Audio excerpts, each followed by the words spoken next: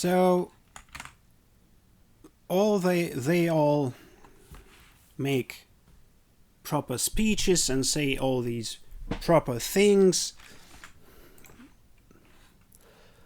but they don't go to any party, don't join any party, and they don't join any factories. They're not going to organize the working class, not planning. And the comrades you talked about here, they aren't going to do that.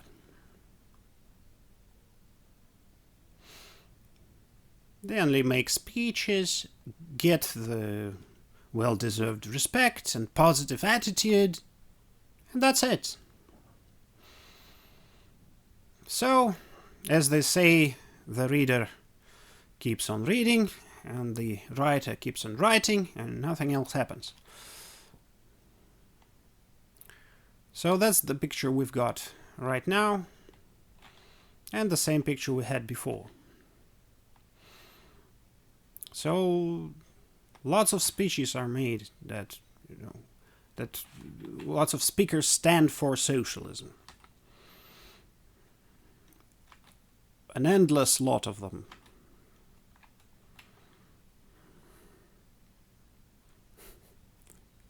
Literally everybody stands for socialism.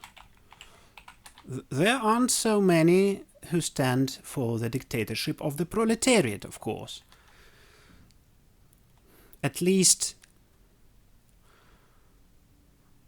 in the Communist Party of Russian Federation, that does not have the dictatorship of the proletariat in their program, in the text. It, on its meetings, this party actually allows speakers to speak in support of the dictatorship of the proletariat. So me and Victor here have been to the Tavritsky Palace, where there was the festival of the anniversary of the International, of the Communist International, Comintern, and I made a speech there that supported the dictatorship of the proletariat, and the public that was sitting there, the Communist Party of Russian Federation, it was all, they all applauded to that. Yeah, the third Communist International, right, anniversary it was. So the public applauded, and even on the radio it was transmitted, but they didn't record that. There was a lot of youth there. No, there was very little youth, young people there. The hall was pretty empty, and it's a 2,000 people hall, a big one.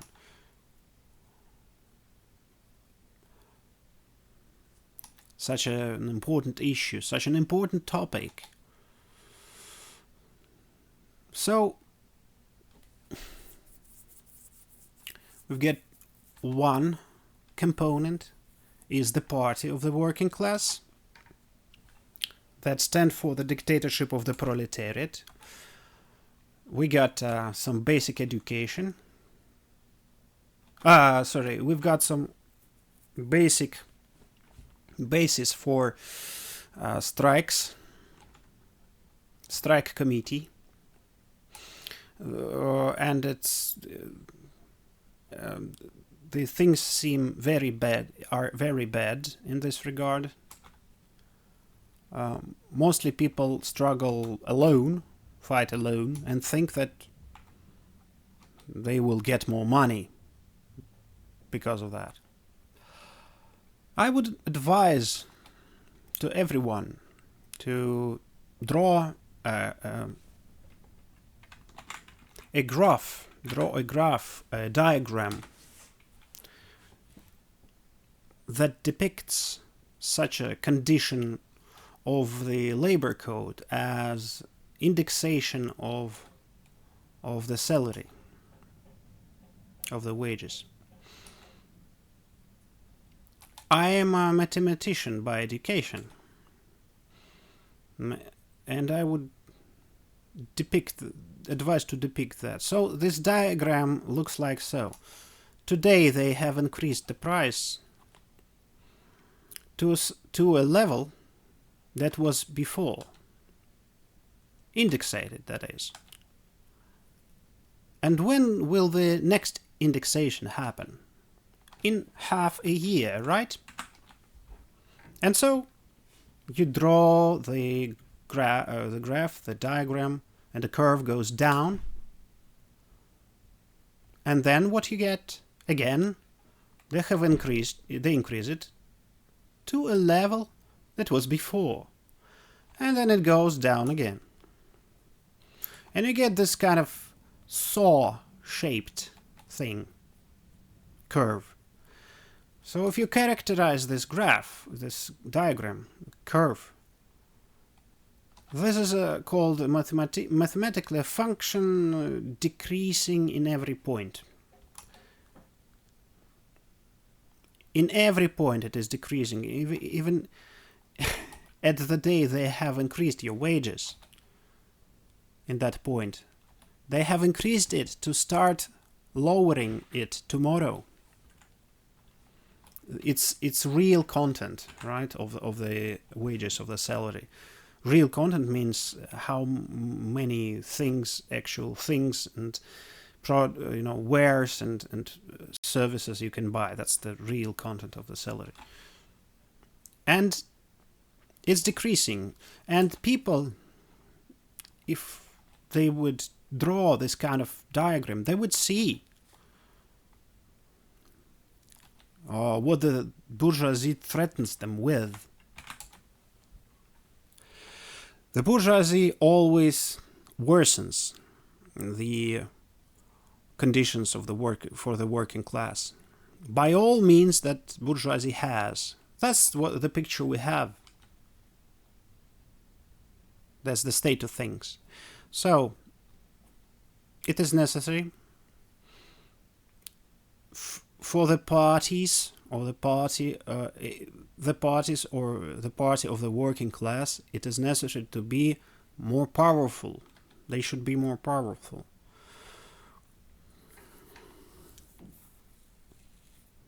Of course, for that we need sources of information that would be handed out at factories.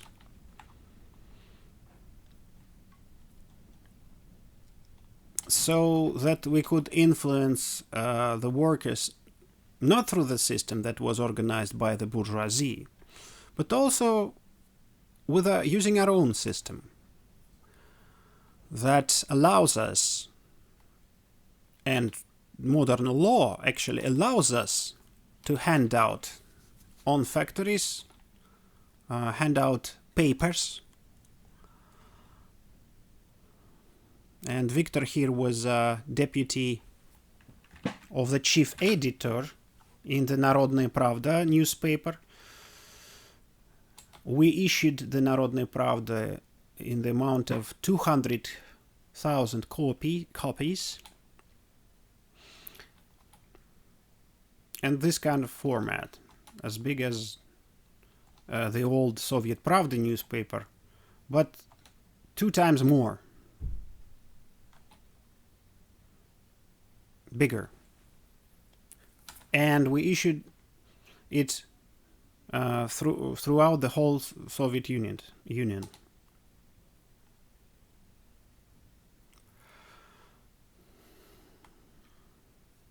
didn't use computers. Yes, and we sent it using trains. Spread it using trains. Special trains.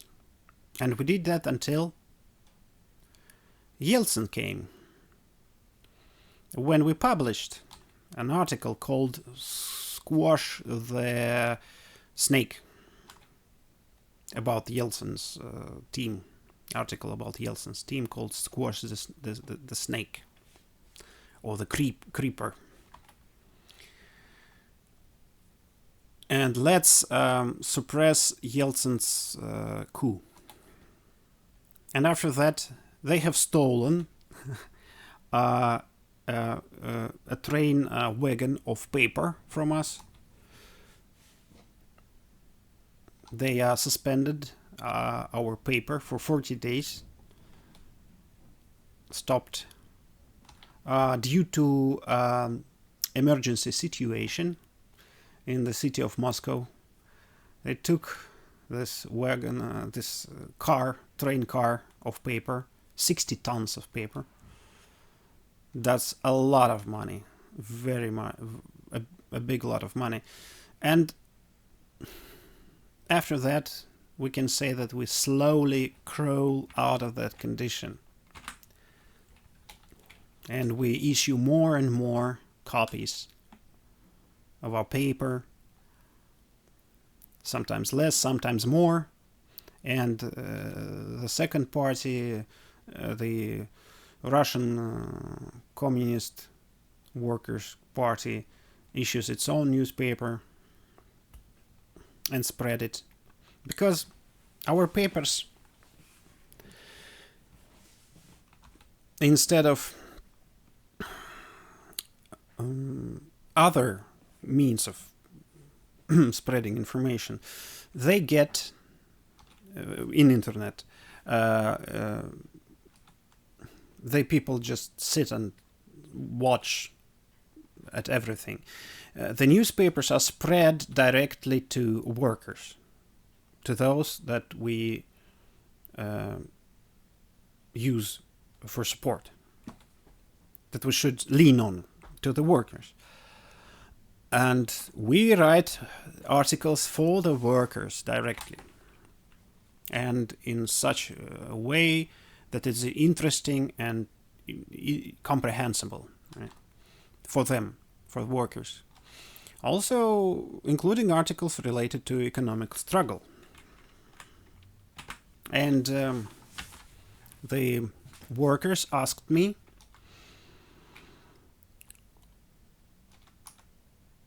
to explain what the economic struggle is all about. So I did that in lectures, and then we issued a small book, Economic Struggle.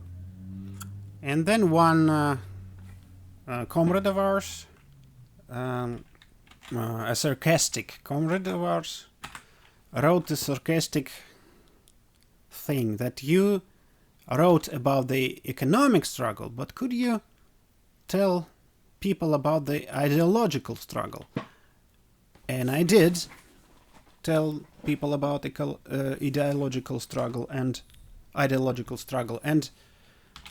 we issued a small book about that too.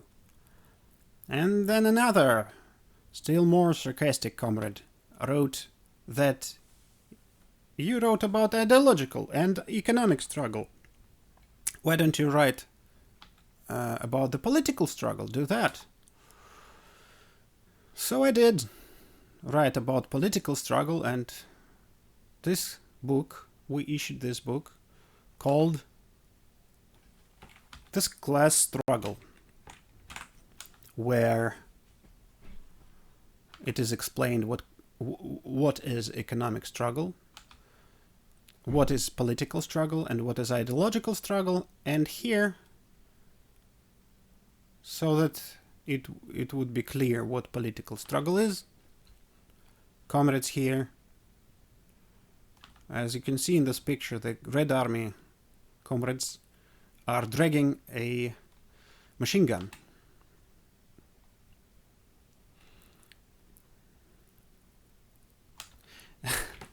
And in order to prevent authorities from pursuing us because of this picture, I went to the Museum of Political History and actually purchased the right to place this picture It's the former Museum of the History of Revolution. I purchased the right to publish this picture in my book, on the front cover of my book, and no one can touch us for that, because it's all legit. And this confirms again that a person who wants to actually say something, he just does that. Of course, he must think, so that he could think about ways of protecting his speech, his work. But no limitations there are no limitations here, really. So I would like to give you this as a present to Victor here. Victor is the guy on the left with the mustache. So, on this issue, we did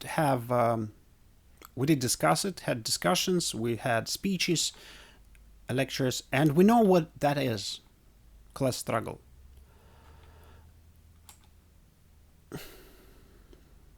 And what we should do. For instance, today's we started this discussion. Today's meeting we started before the recording. We discussed who listens to what, etc. But it's not what the deal is about. Today, the ordinary person is not concerned with what to do. They are concerned with interesting things that are interesting to him. So that's interesting. This kinds of books are interesting to people. It is interesting for them to know about capitalism, socialism, and communism, and he will read about that, and he will listen to all kinds of different things, and so on.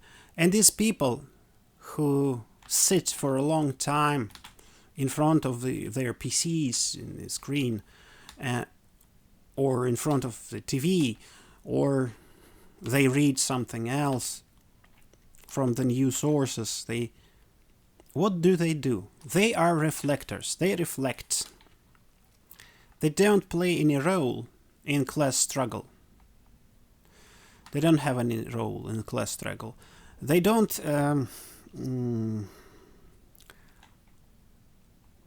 have any economic goals, any goals of economic struggle. They don't have any goals of ideological struggle, nor the political struggle. Because political struggle, for instance, we had political struggle when we struggled for the labor code, that it would be good for the workers. Because there were 3 stages of the Duma existence, of the existence of the Russian parliament. There were 3 stages. And within these 3 stages, we tried to appoint this project of the labor code of Russia. We didn't succeed, but 189 votes were given to this project of our labor code, pro-communist labor code. And the commission of a commission of the Parliament Commission had to include into the sort of combined project things that allow us to act actively today, to be supported by this labor code of today.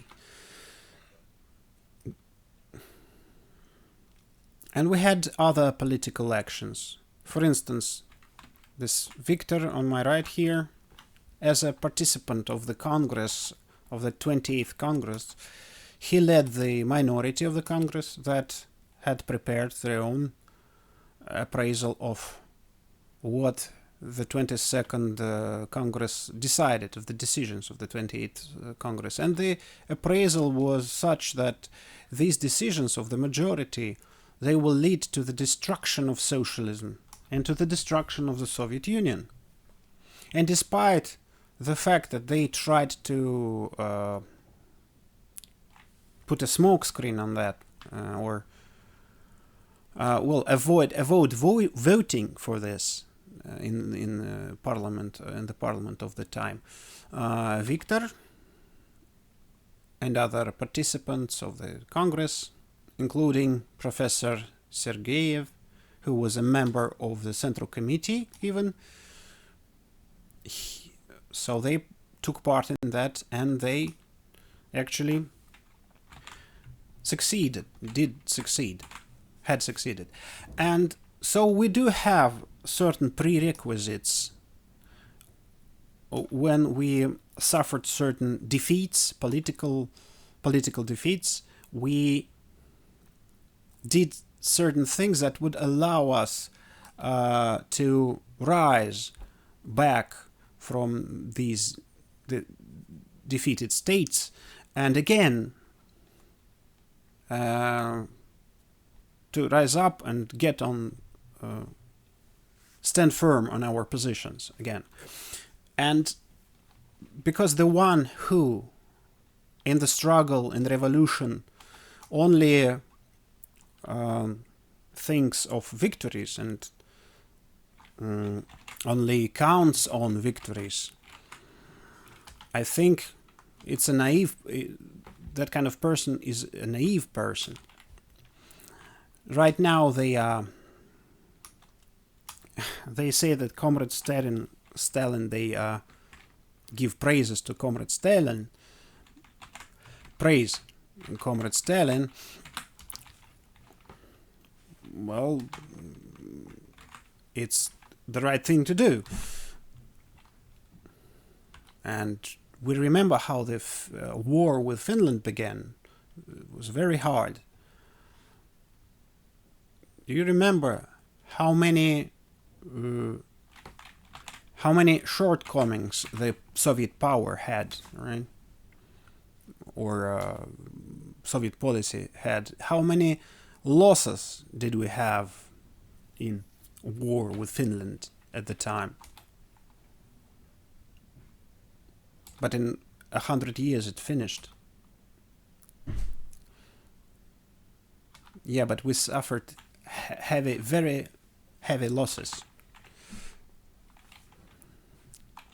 So not many people write about it and remember it. Very little they write about it because they don't want to remember it. But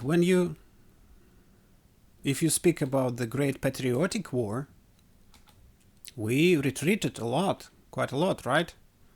And if someone thinks that this somehow has to do with the fact that the Soviet government wasn't warned at the beginning of the war that there will be an attack, that Hitler will attack.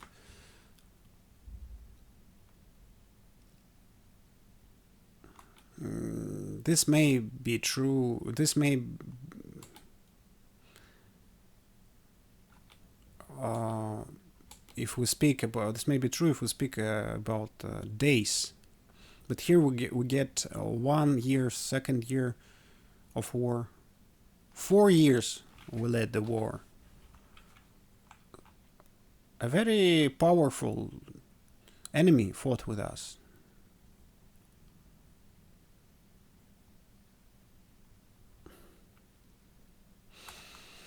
So the deal was actually about building as many tanks, guns, and planes, and to create such a military economy, and to organize the management of the of the troops in such a way so that we could win. That's what the deal was about. And we were able to do that exactly because we had a socialist system. Socialism. So the Great Patriotic War had shown us the advantage of socialism. Also in war against the advancing and attacking enemy. So the people who lived during that time, during socialism, never had to deal with counter-revolution. Almost never. So, in a certain sense, despite these people were quite socialist by nature, but considering that there were many far-seeing comrades. We had many far-seeing comrades at the time, experienced communists. They perished in the Great Patriotic War, 3 times the size of the party. We have lost. So when we say that we have won in the Great Patriotic War, we did win in the Great Patriotic War, but it created a big gap, great losses within the party. The party had lost, suffered great losses. So those people who came to destroy socialism, break socialism, that did that speech blaming Stalin in the cult of personality, that wrote different rubbish like we shall live in communist times, although I think that all people present in this room know that socialism is the lowest phase of communism. It's communism in its lowest phase. So we actually did live during communism. But on the Congress of the party Congress, they said that. Okay, Khrushchev, let's say, is this kind of bad guy, okay, but other members of the party don't they know what socialism is? That socialism is communism, actually. And this kind of rubbish that today's generation will live in communism, during communism. I belong to that generation that lived during communism. From the time I was born in 1945 until 1961. And then we started living in a transitional period from communism to capitalism.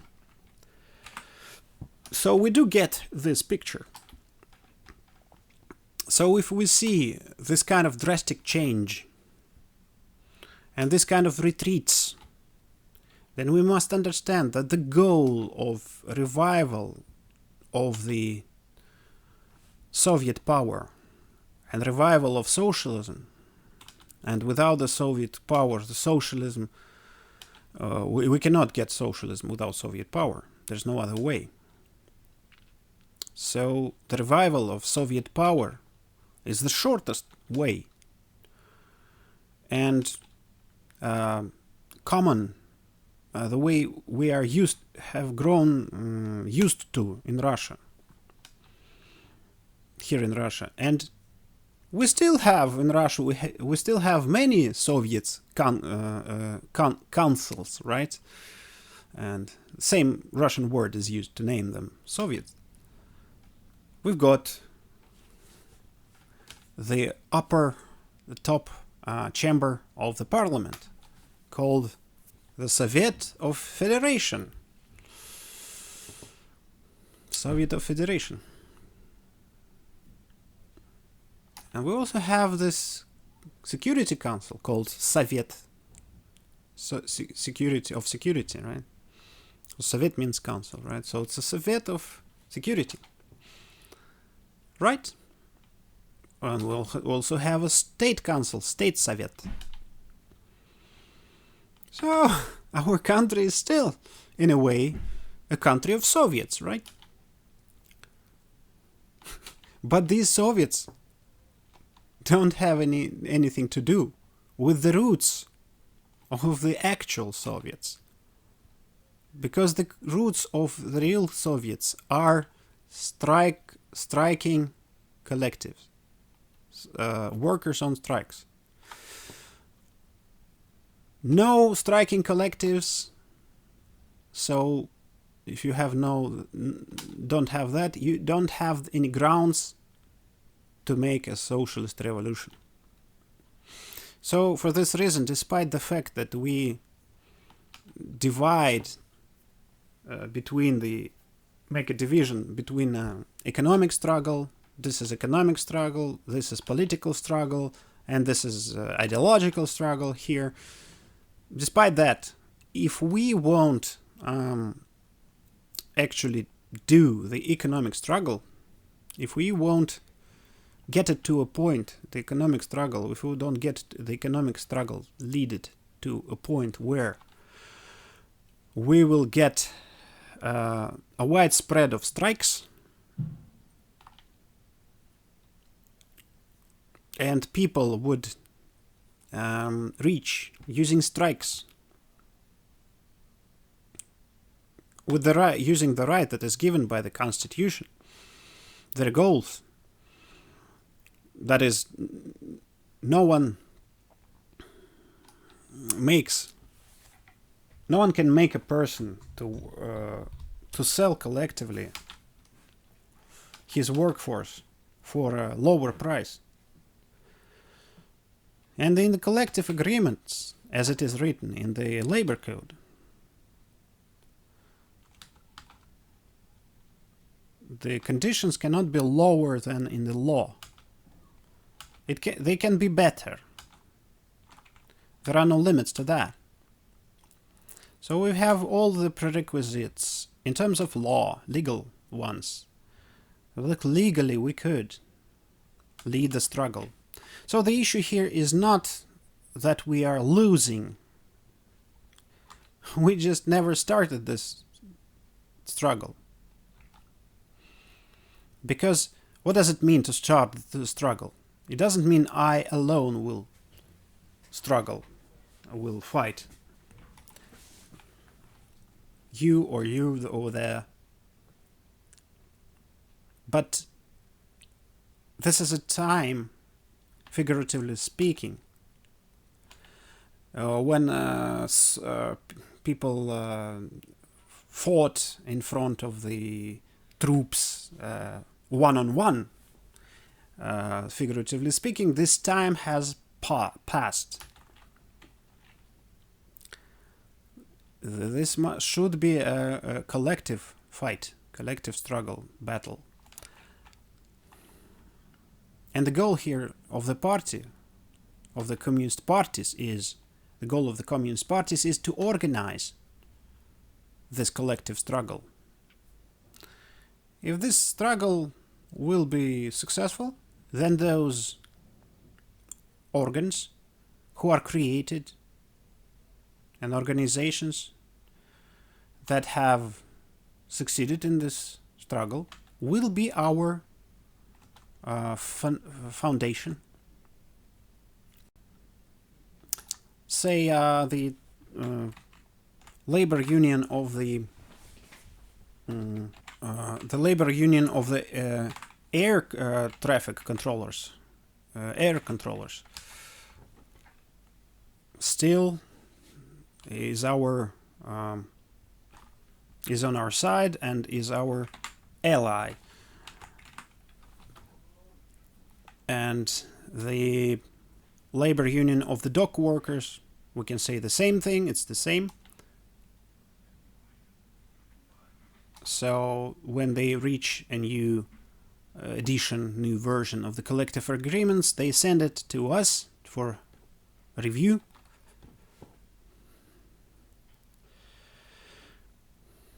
And the day before, I was invited to radio, where two people sat there trying to prove that one shouldn't do anything, any actual stuff at all.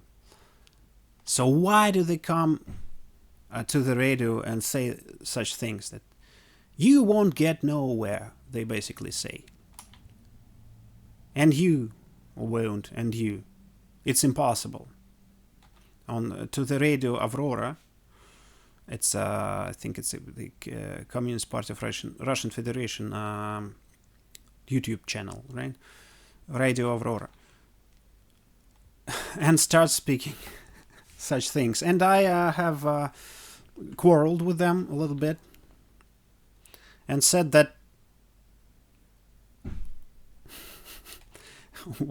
why do you come and speak with such a mood? So I opposed them. And so the situation is actually generally very good. Nothing actually prevents us from doing the things I've said. What do I mean by that? That in its root, there are difficulties in any kind of job, including revolutionary job. So no labor, no job is without difficulties.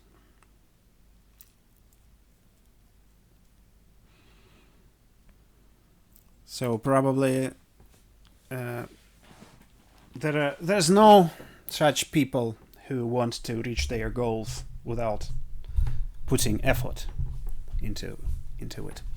I think everyone here understands that. So as of today, what we should do and how we should do, this is written here in this book that we wrote with Professor Kazionov. And there are some very good materials here. And Victor added some very good writing and some very good materials regarding the Soviets. The Ivanova Soviets, Soviet, the first one, so the first Soviet in Russia, that people really should study, because it's written step by step what you should do to create Soviets, and there's a project of Soviet constitution here in this book. As soon as we get Soviets, we get constitution. But if we won't have any Soviets, as you can see, in the bourgeois society, we did issue this book. It's all legit, but it's a bad idea. It's an idea, but this idea should go into the masses and taken up by the masses. And when this happens, the idea becomes material force, material power. And we know that too from Marxism, right? So when people say, oh, that's just an idea you've got here. Yes, it is just an idea, but when this just an idea is taken up by the masses, of the people. It will become a material force. And that's the goal of the communist parties. To make this communist idea to turn this idea into this kind of weapon that would transform the society. And right now we have to get rid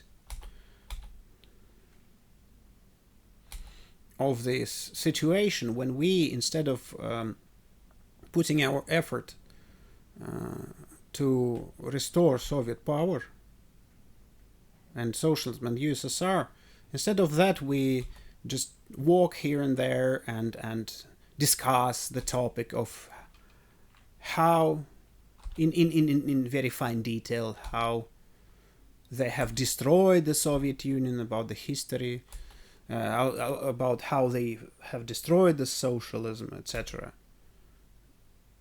And more moments and facts turn up, more details turn up. And if a person, instead of taking and making a new car, let's say, for instance, will turn all his attention to how his old car had broken, and think about that, and won't do anything further, so there will be no motion, no movement forward, right? No new car that would move forward. So that's the situation we're in currently, and we must overcome this infantile, kiddish, childish approach that exists currently in the society, in our society, when people look at all this as if they are in some circus or in a theater and a show. So they're looking at all those historical facts like they're on a show. But you are the participants. You should struggle. Who else? All of us. And if all of us should struggle, then we should think what part of the struggle and who takes upon themselves. Right? And act accordingly. And how to act is also very well explained in the writings, in the books. So theoretically, everything is very clear. And it's not the first time we discuss what we should do. But as you understand, from an idea to its implementation, to its materialization, is a very big way.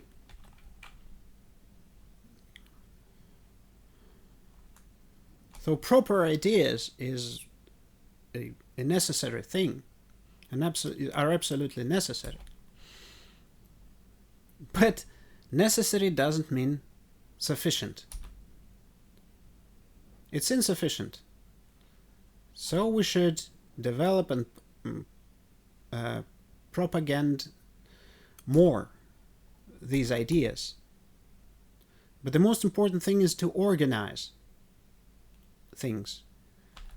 For instance, the German socialists had a motto. Lenin cited it in his works. Studieren, propagandieren, organisieren. So study, organize, and propagandize, right? Propagandize. And if we will do all that, and we will know what we organized and to what, for what's the goal is, then I think we will be victorious. We shall be victorious. We shall have many victories. And if we weren't organized, there will be no victory. This is absolutely clear.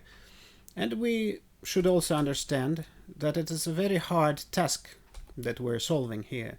It may require a lot of effort and more time. Why? Because this kind of counter revolution that we had here in Russia, this kind of losses among the Communist Party that we had, it's a very big historical fact. When people that call themselves communists,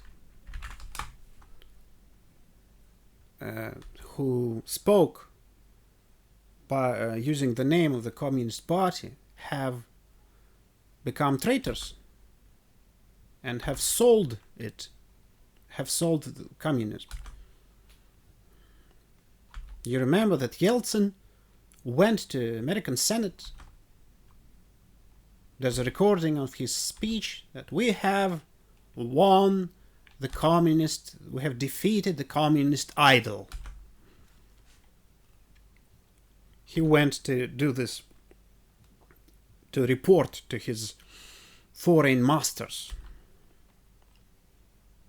So I say that we do need the Yeltsin Center that they have founded, the bourgeoisie, new Russian bourgeoisie had founded. We need it to gather all the facts, all the proof of the treachery to the motherland that were made by these people, by Yeltsin, Gorbachev, and others. So, but I, with my comrades, with Dmitry Rudenko and other members of the Workers' Soviet of Leningrad, have taken part in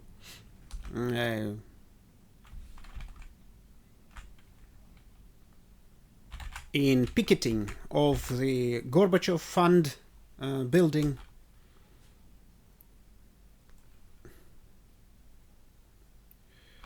And we didn't let people in, and we demanded documents from them. And in these documents, founding papers, and it is said, it was written in those papers, that the founders of Gorbachev's fund are this Senator Cranston, American senator, Senator Kissinger, senator, and other American senator, another American senator. All of them are American senators, and Gorbachev are the founders of his fund. And each one of them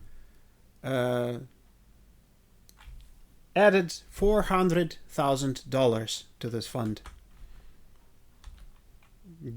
when they founded the fund. So when the police came to get rid of us,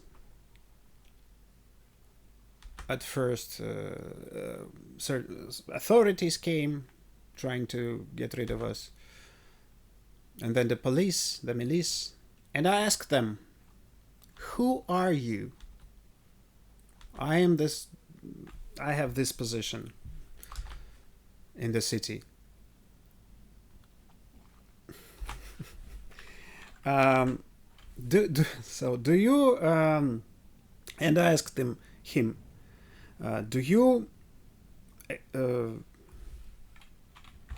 do you admit that in your city you have a center of foreign influence, a foreign agent here?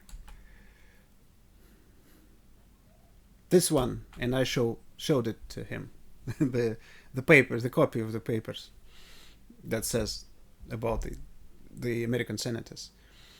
And he looked at it and said, So, guys, how long are you going to stay here? Until when? And I say, until 4 o'clock. And he simply left. And then a colonel came of milice on, in a car. Really important looking people. So. And we asked him, are you a state milice or private milice? Privately hired. No, we're a state milice, they said. Police. Look at this, I told them, who the founders are. And they looked at this and said, so guys, until when are you gonna picket here? And I said, till 4 o'clock.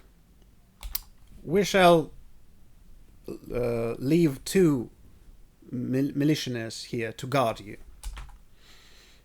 For, to provide order. So, I must say that we've got lots of allies, actually. Our allies always get allies among those who don't bend. Because if you do that, if you're sort of neutral or lean to that or to the other side, you will lose all the allies completely, all allies. But those who tread the straight way, those who keep on going straight, and those who don't bow to everyone, this kind of people gradually get more and more allies, and we know that. So our goal is pretty clear. Our goals are pretty clear. The Soviets won't be restored by themselves, and socialism won't be restored by itself, but we can do that, and we need to do that, and we don't have any other way. And that's the reason we meet, and it's the goal of the communists to organize the working class of the workers for this goal. So that's the end of the lecture. Bye.